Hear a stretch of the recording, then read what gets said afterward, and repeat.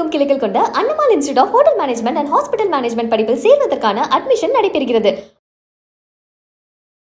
நாகை மாவட்டம் கோடியக்கரை அருகே நடுக்கடலில் ஃபைபர் படகில் மீன்பிடித்துக் கொண்டிருந்த போது இலங்கை கடற்படையினர் படகை மோதி வலை, GPS கருவி, வாக்கி டாக்கி போன்ற உபகரணங்களை பறித்துச் சென்றதாக நாகை மீனவர்கள் தெரிவித்துள்ளனர். மீன்பிடி உடைமைகளை இழந்த நாகை மீனவர்கள் 4 பேர் கரைக்கு திரும்பினர். போட்டினுடைய ஓனர் முருகேசன் என்பவர் படகு கடலுக்கு போனது. கடலுக்கு போயிருக்க போது கடல் வலை போட்டுக்கிட்டு இருக்கும்போது என்னன்னாக்கா இலங்கை நேவல் வந்துக்கிட்டு போட்டில் ஏறி இருந்த பொருட்களை எல்லாத்தையும் எடுத்துகிட்டு போயிட்டாங்க. அதில் மற்றபடி வலையில் எதுவுமே இல்லாமல் வலையை வெட்டி எடுத்துகிட்டு போயாச்சு. அதில் வலையினோட மதிப்பு ஒரு 3.5 லட்ச ரூபா பொறுமானம் உள்ளது.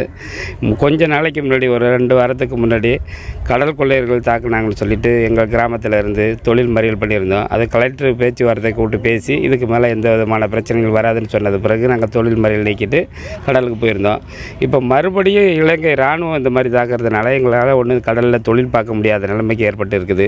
இதுக்கு மத்திய மாநில அரசுகள் உடனே நடவடிக்கை எடுத்து எங்களுக்கு தொழில் பார்க்குறதுக்கு எந்த விதமான பிரச்சனை இல்லாமல் பார்க்கணுங்கிறதுக்காக நாங்கள் மாநில அரசு, மத்திய அரசு வலியுறுத்தி வேண்டுகிறோம். தமிழகமெங்கும் கிளைகள் கொண்ட Annamal institute of hotel management and hospital management படிப்பில் சேர்வதற்கான அட்மிஷன் நடைபெறுகிறது. பிளே ஸ்டோர் மற்றும் ஆப் ஸ்டோரில் இருந்து பாலிமர் செயலியை QR கோடு மூலம் பதிவிறக்கம் செய்யுங்கள். செய்திகளை உடனுக்குடன் பெறுங்கள்.